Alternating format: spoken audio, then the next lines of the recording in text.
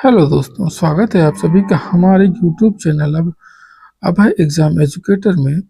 और आज हम आपके लिए लेकर के आए हैं डीएलएड फोर्थ सेमेस्टर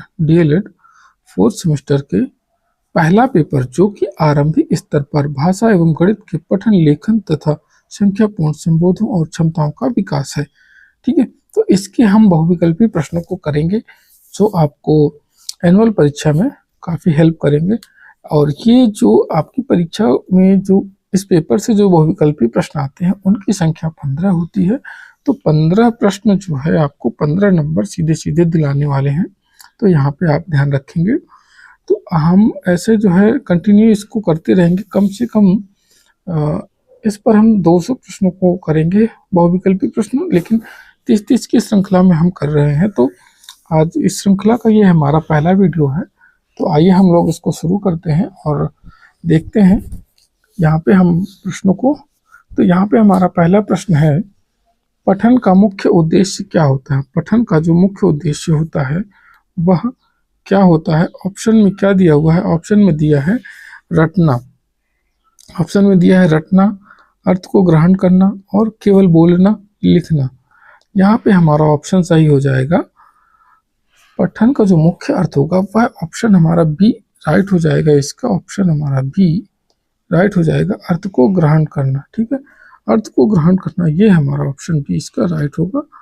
और चलते हैं अगले प्रश्न की तरफ। अगला प्रश्न हमारा है, दूसरा प्रश्न नंबर है, भाषा सीखने की प्रथम प्रक्रिया क्या है? भाषा सीखने की जो प्रथम प्रक्रिया है, उस ऑप्शन दिया हुआ लेखन क्षमता और पठन, श्रवण और व्याकरण। भाषा सीखने की प्रथम प्रक्रिया क्या होगी हमारी? तो इसमें आप हम जानते होंगे, भाषा सीखने के लिए जो फॉर्मूला यूज होता है क्या होता है? वो होता है सुबो पाली। सुबो पाली यही होता है। तो यहाँ पे सु का क्या मतलब होता है? सु का मतलब होता है सुनना, और बो का मतलब होता है बोलना, पा का मतलब होता है पढ़ना, और ली का मतलब होता है लिखना। तो यहाँ पे सबसे पहले क्या आया? सु मैंने सुनना। तो सुनना हमारा किससे संबंधित है? श्रवण से संबंधित है। तो ऑप्शन हमारा सी यहाँ पे राइट हो जाएगा, दूसरे का सी। चलते हैं प्रश्न नंबर 3 की तरफ। प्रश्न नंबर 3 हमारा क्या कहता है? ध्वनि विज्ञान का संबंध किससे है? ध्वनि विज्ञान का संबंध हमारा किससे है? तो ध्वनि विज्ञान का संबंध ऑप्शन ए दिया है वाक्य से है, बी दिया है ध्वनि से है, सी शब्दार्थ और डी व्याकरण से। तो ध्वनि विज्ञान का हमारा जो अर्थ होगा वह, ध्वनि विज्ञान का जो हमारा संबंध है वह क्या होगा, किससे होगा? तो ध्वनि विज्ञान का संबंध, जब ध्वनि विज्ञान है तो वहां पे ध्वनि से ही संबंधित होगा। ठीक है, तो ऑप्शन बी हमारा यहाँ राइट हो जाता है। ऑप्शन बी राइट हो जाएगा। प्रश्न 3 की तरफ 4 की तरफ चलते हैं। 3 हो गया है।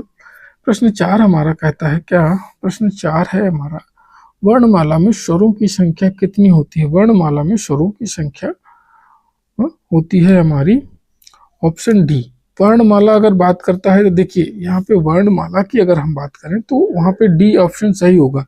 लेकिन लेकिन जब हम वर्णमाला की बात कर रहे हैं तो वहां पे डी ऑप्शन सही हो रहा। लेकिन अगर हम कहें कि हिंदी वर्णमाला, हिंदी वर्णमाला, तो वहां पे हो जाएगा 11।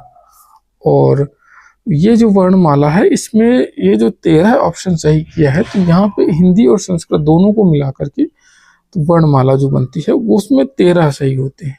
ठीक है, अगर हिंदी वर्णमाला जब लिख के आता है तो वहां पे हम 11 सही करेंगे।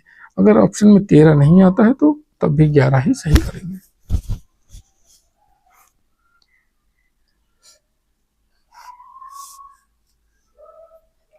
प्रश्न 5 हमारा कहता है, व्यंजन कितने प्रकार के होते हैं? व्यंजन का जो प्रकार होता है वह कितने प्रकार के होते हैं? तो ऑप्शन बी यहाँ पे सही हो जा रहा है।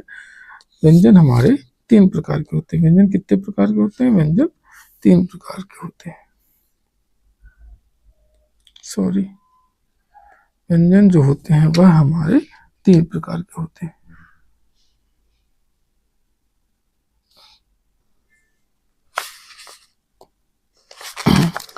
और जो हमारे 3 प्रकार के व्यंजन होते हैं उसमें से पहला होता है स्पर्श व्यंजन, दूसरा होता है अंतःस्थ व्यंजन, तीसरा होता है ऊष्म व्यंजन। 3 प्रकार व्यंजन के हो गए। अब आइए चलते हैं अगले प्रश्न पे। प्रश्न नंबर 6 हमारा है, ये जो चिन्ह आपको दिख रहा है, यह जो चिन्ह यहाँ पे आपको दिख रहा है, ये ठीक है, ये जो चिन्ह दिख रहा है इसको क्या कहते हैं, पूछा है इसको क्या कहते हैं। प्रश्नवाचक चिन्ह, विस्मयादिबोधक चिन्ह, पूर्ण विराम चिन्ह, अल्प विराम। तो हम इसको कहते हैं क्या, पूर्ण विराम चिन्ह। ऑप्शन सी हमारा राइट होगा, पूर्ण विराम चिन्ह। प्रश्न 7 की तरफ, प्रश्न 7 हमारा क्या है, प्रारंभिक कक्षाओं में पठन सिखाने की सर्वोत्तम विधि क्या है। पठन सिखाने की सर्वोत्तम विधि जो होगी प्राथमिक कक्षाओं में वह होती है हमारी, इसमें से ऑप्शन देखेंगे, रटंत विधि, कहानी विधि, दंड विधि, व्याख्यान विधि। तो कौन सा ऑप्शन सही होगा हमारा, ऑप्शन बी होगा, कहानी विधि। ठीक है, हाँ। प्रश्न नंबर 8 के कौशल विकास, लेखन कौशल विकास किससे होता है। लेखन कौशल विकास किससे होता है, तो लेखन कौशल विकास हमारा होता है अभ्यास से, दंड से और मौन से, परीक्षा से। किससे होगा, लेखन कौशल का विकास हमारा होगा अभ्यास से। ऑप्शन ए यहाँ पे राइट हो जाएगा। ठीक है, ऑप्शन ए हमारा यहाँ पे राइट हो जाता है, अभ्यास। चलते हैं अगले प्रश्न की ओर। प्रश्न नंबर 9 कहता है, भाषा की सबसे छोटी इकाई क्या है। भाषा की सबसे छोटी इकाई क्या है, शब्द, वाक्य, ध्वनि, अनुच्छेद। भाषा की सबसे छोटी इकाई जो होगी वह हमारी होती है ध्वनि। ध्वनि को भाषा की सबसे छोटी इकाई कहा जाता है। ऑप्शन सी इसका राइट हो जाएगा। प्रश्न नंबर 10 की तरफ चलते हैं। गणित सीखने की शुरुआत किससे होती है। गणित सीखने की शुरुआत जो होती है वह हमारी होती है किससे, तो वह होती है हमारी भाग, गुणा, गिनती, बीजगणित। किससे होती है, गणित सीखने की जो शुरुआत होती है वह हमारी होती है गिनती से। ऑप्शन सी इसका राइट होगा। 11 नंबर में कहता है, प्रारंभिक गणित में संख्या बोध का अर्थ है। प्रारंभिक गणित में संख्या बोध का अर्थ क्या होता है। प्रारंभिक गणित में संख्या बोध का अर्थ होता है जोड़, संख्या की समझ, घटाना, भाग। क्या होता है, संख्या की समझ। प्रारंभिक गणित में संख्या बोध का अर्थ होता है, संख्या बोध का अर्थ होता है संख्या की समझ। ऑप्शन बी इसका राइट हो जाएगा 11 का। प्रश्न नंबर 12 में, बालक में भाषा विकास का मुख्य साधन क्या है। बालक में भाषा विकास का मुख्य साधन क्या है। बालक में भाषा विकास का मुख्य साधन यहाँ पे दिया है खेल, संवाद, परीक्षा, अनुशासन। तो कौन सा ऑप्शन सही होगा, ऑप्शन बी इसका सही हो जाएगा, संवाद। भाषा विकास का मुख्य साधन संवाद होता है।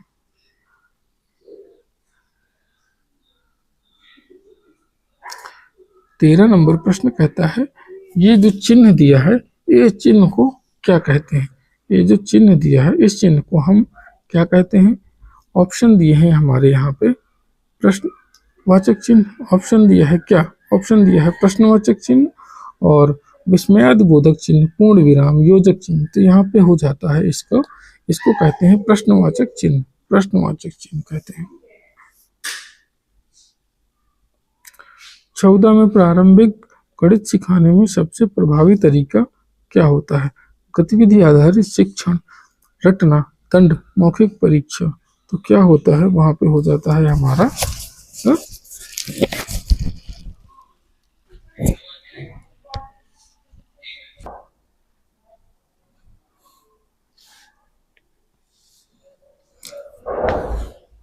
यहाँ पे हमारा सही हो जाता है ऑप्शन ए, गतिविधि आधारित शिक्षण। 15 नंबर प्रश्न कहता है, सुनना कौशल किससे संबंधित है। सुनना कौशल किससे संबंधित है। जो सुनना कौशल संबंधित है लेखन, पठन, श्रवण, गति, गणित से। तो सुनना कौशल श्रवण से संबंधित होगा, श्रवण कौशल श्रवण से संबंधित होगा। प्रश्न 16 है, शब्द और अर्थ के संबंध को क्या कहते हैं। तो शब्द और अर्थ के संबंध को हम यहाँ पे क्या कहते हैं, शब्द और अर्थ के संबंध को यहाँ पे कहेंगे शब्दार्थ। शब्द और अर्थ के संबंध को शब्दार्थ कहते हैं। ऑप्शन बी इसका राइट हो जाएगा, शब्दार्थ कहते हैं। 17 नंबर प्रश्न कहता है बालक में लेखन कौशल कब विकसित होता है? तो बालक में लेखन कौशल विकसित होता है हमारा, किससे विकसित होता है? जन्म से, अभ्यास से, दंड से, परीक्षा से। वह विकसित होता है अभ्यास से। लेखन कौशल जो विकसित होता है वह अभ्यास से विकसित होता है। 18 नंबर में है प्रारंभिक कक्षा में गणित सिखाने का मुख्य उद्देश्य क्या होता है? सूत्र याद करना, तार्किक सोच विकसित करना, परीक्षा पास करना, रटाना। तो वह होता है हमारा यहाँ पे ऑप्शन बी इसका सही हो जाएगा, तार्किक सोच विकसित करना प्रारंभिक स्तर पर गणित सिखाने का मुख्य उद्देश्य होता है। प्रश्न 19 है समानार्थी शब्द का अर्थ होता है। समानार्थी शब्द का अर्थ होता है, शब्द से ही समझ में आ रहा है, समानार्थी शब्द का अर्थ होता है समान अर्थ देने वाला। समान अर्थ देने वाला, ऑप्शन बी हमारा इसका राइट हो जाता है। 20 नंबर कहता है विलोम शब्द का अर्थ क्या होता है? विलोम शब्द जो है का अर्थ होता है समान अर्थ, अलग अर्थ, विपरीत अर्थ, तुकांत। विलोम का अर्थ होता है विपरीत अर्थ देने वाला। विपरीत अर्थ देने वाला शब्द जो है वह विलोम शब्द होता है, और केवल विलोम का मतलब होता है विपरीत अर्थ। प्रश्न 21 नंबर में आओ। यह जो चिन्ह दिया है ये क्या कहलाता है? चिन्ह जो है यह दिया हुआ है, इसको क्या कहते हैं? प्रश्नवाचक चिन्ह, पूर्ण विराम, विस्मयादि बोधक, अल्प विराम। तो यहाँ पे हम इसको कहते हैं अल्प विस्मयादि बोधक। ये जो चिन्ह होता है ये होता है, ये इसके नीचे बिंदी, तो ये होता है हमारा विस्मयादि बोधक। और ये प्रश्नवाचक होता है, और पूर्ण विराम ये होता है, अल्प विराम ये होता है। थोड़ा सा छोटा सा कॉमा बिंदी रखें, ठीक है। अल्प विराम हो जाता है, छोटा सा कॉमा, बिंदी नहीं है कॉमा है, ठीक। हाँ, प्रश्न नंबर 22 में आओ। 22 क्या कहेगा? प्रारंभिक शिक्षा में खेल विधि क्यों उपयोगी है? प्रारंभिक शिक्षा में खेल विधि उपयोगी है समय पास करने के लिए, रुचि को बढ़ाने के लिए, दंड देने के लिए, परीक्षा के लिए। तो खेल से हमको क्या होता है? खेल से रुचि बढ़ती है ना, खेल में मजा आता है, आनंद आता है, तो उससे रुचि बढ़ाने के लिए खेल विधि का हम प्रयोग करते हैं। तो ऑप्शन बी हमारा यहाँ पे राइट हो जाएगा। अगले प्रश्न पे चलते हैं। 23 नंबर है भाषा के 4 कौशल निम्न में से कौन कौन से हैं? भाषा के 4 कौशल देखिए, अभी बताया था क्या होते हैं भाषा के 4 कौशल। वह होते हैं सुबो पाली, सुबो पाली, ये होता है भाषा के 4 कौशल। तो इसमें से सुनना, बोलना, पढ़ना और लिखना। देखिए किसमें है? पढ़ना है, लिखना है, सुनना है, बोलना है। जोड़ घटाना गुणा भाग ये गलत हो गया, गलत हो गया। खेल नृत्य संगीत कला ये भी गलत हो गया। परीक्षा अंक प्रमाण पत्र ये भी गलत हो गया। यहाँ पे हमारा ऑप्शन ए इसका राइट हो जाता है, सुनना, बोलना, पढ़ना और लिखना। ये क्रम है, सुनना, बोलना, पढ़ना और लिखना, ठीक है। ऑप्शन ए राइट हो जाएगा। अब चलते हैं 24 नंबर प्रश्न पे, अगले प्रश्न पे। संख्या 0 का आविष्कार किस देश में हुआ था? संख्या 0 का जो आविष्कार हुआ था वह किस देश में हुआ था? चीन में, भारत में, जापान में, अमेरिका में। तो 0 का आविष्कार जहां होता है वह देश है भारत देश है, ठीक है। भारत देश में 0 का आविष्कार होता है। 25 नंबर प्रश्न है प्रारंभिक गणित में वस्तुओं के माध्यम से सीखना कहलाता है। प्रारंभिक गणित में वस्तुओं के माध्यम से सीखना क्या कहलाता है? अमूर्त शिक्षण, ठोस शिक्षण, मौखिक शिक्षण, रटंत शिक्षण, रटंत शिक्षण। तो क्या कहलाता है? यहाँ पे कहलाएगा वस्तुओं के माध्यम से, देख करके उसको प्रत्यक्ष महसूस करके सब कुछ छू करके पढ़ना लिखना जो होता है वो एकदम ठोस होता है। तो कैसा होता है? ठोस शिक्षण कहलाएगा। ऑप्शन बी इसका राइट हो जाएगा। 26 नंबर प्रश्न हमारा कहेगा पढ़ाते समय शिक्षक को क्या करना चाहिए? केवल बोलना चाहिए, विद्यार्थियों को शामिल करना चाहिए, दंड देना चाहिए, मौन रहना चाहिए। पढ़ाते समय शिक्षक को क्या करना चाहिए? पढ़ाते समय शिक्षक को विद्यार्थियों को शामिल करना चाहिए, उनसे प्रश्न पूछने चाहिए, उनसे पूछना चाहिए ये कैसे हुआ, जो भी जिस टॉपिक पे पढ़ा रहे हैं उनसे बात करनी चाहिए उस टॉपिक पे। तो यहाँ पे हमारा ऑप्शन बी इसका राइट हो जाएगा। चलिए चलते हैं 27 नंबर, अगला प्रश्न हमारा है भाषा विकास में कहानी का महत्व क्या होता है? भाषा विकास में कहानी का महत्व क्या होता है? मनोरंजन के लिए पढ़ते हैं, कल्पना शक्ति के विकास के लिए, समय व्यर्थ के लिए, परीक्षा के लिए। तो कहानी, भाषा विकास में कहानी क्या रोल अदा करती है? वह कल्पना शक्ति का विकास करती है, कल्पना की शक्ति का विकास करती है। ऑप्शन बी राइट हो जाएगा। 28 नंबर, गणितीय त्रुटि सुधार का सही तरीका क्या है? गणितीय त्रुटि सुधार का सही तरीका हमारा यहाँ पे क्या हो जाता है? तो वह सही हो जाएगा हमारा डांटना, समझाना, अनदेखा करना, दंड देना। तो वह तरीका होगा ऑप्शन बी हमारा राइट होगा, समझाना। ठीक है। 29 नंबर प्रश्न पे आते हैं। 29 नंबर प्रश्न हमारा कहता है प्रारंभिक लेखन में सिखाने से पहले क्या सिखाया जाता है? प्रारंभिक लेखन सिखाने से पहले क्या सिखाया जाता है? अनुच्छेद, वाक्य, वर्ण, निबंध। क्या सिखाते हैं हम लेखन सिखाने से पहले हम वहां पे क्या सिखाते हैं?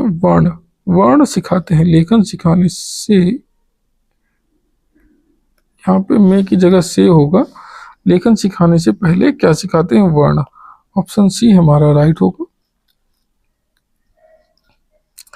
30 नंबर प्रश्न हमारा कहता है बाल केंद्रित शिक्षा का अर्थ होता है। क्या होता है बाल केंद्रित शिक्षा का अर्थ? शिक्षा केंद्रित होता है, परीक्षा केंद्रित होता है, विद्यार्थी केंद्रित होता है, पाठ्य पुस्तक केंद्रित होता है? नहीं, इसमें से जो हमारा होगा सही आंसर होगा वह विद्यार्थी केंद्रित होगा। बाल केंद्रित शिक्षा का जो अर्थ होता है वह विद्यार्थी को केंद्र में रख करके शिक्षण कार्य करना बाल केंद्रित शिक्षा कहलाता है। विद्यार्थी केंद्रित, ऑप्शन सी सही हो जाएगा। तो आज की क्लास का ये आखिरी प्रश्न था। तो यहाँ आप सभी को धन्यवाद, और वीडियो अच्छी लगती है तो इसको लाइक कर दीजिएगा, चैनल को सब्सक्राइब कर लें और बेल आइकन को प्रेस कर लें, ताकि हम ऐसे छोटे छोटे वीडियो लाते रहेंगे तो आपको जब बेल आइकन आप प्रेस करे रहेंगे तो आपको नोटिफिकेशन उसका मिल जाएगा। तो